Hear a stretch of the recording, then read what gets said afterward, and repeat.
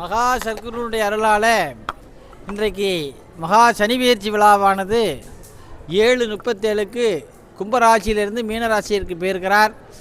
அது சம்பந்தமாக நம்மளுடைய பீடத்தில் 9 அடியில் இருக்கக்கூடிய மகா சனீஸ்வர பகவானுக்கு 108 யாக குண்டங்கள் அமைத்து உலகம் நன்மை பெற இப்போ பார்த்தீங்கன்னா பெரும் யுத்தங்கள் நடந்துகிட்ருக்கு. இந்த யுத்தங்களெல்லாம் நீங்கி உலக மக்கள் அமைதியாக வாழ்வதற்காக இந்த மகா யாகம் நடைபெறுகிறது.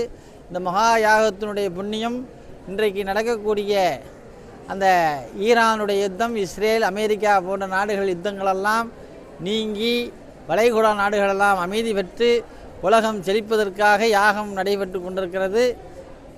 பெருமானுக்கு 16 வகையான அபிஷேகங்கள் நடந்து உலகம் செழித்திடவும் உத்தமர்களும் மற்றவர்களும் நல்லபடியாக வாழ, அதாவது வயலுக்கு நாட்டுக்கு இறைக்கிற நீர் எப்படி அந்த புல் பூண்டு வளருதோ அதே போன்று நல்லவர்கள் இருக்கக்கூடிய இடத்துல கொஞ்சம் அப்படி இருக்கக்கூடியவர்களுக்கும் நல்லது நடக்குமாறு சனீஸ்வர பகவான் அருளல் வேண்டும்.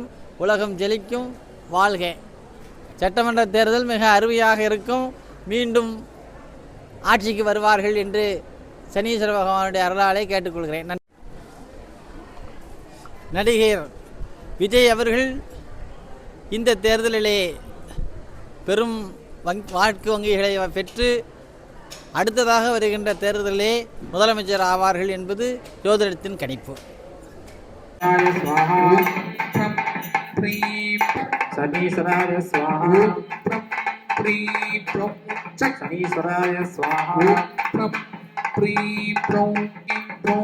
சனீஸ்வராய நமோ நமः ஸ்வாஹா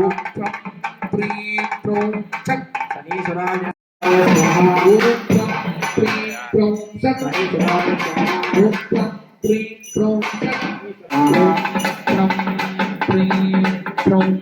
ஸ்வாஹா சனீஸ்வராய ஸ்வாஹா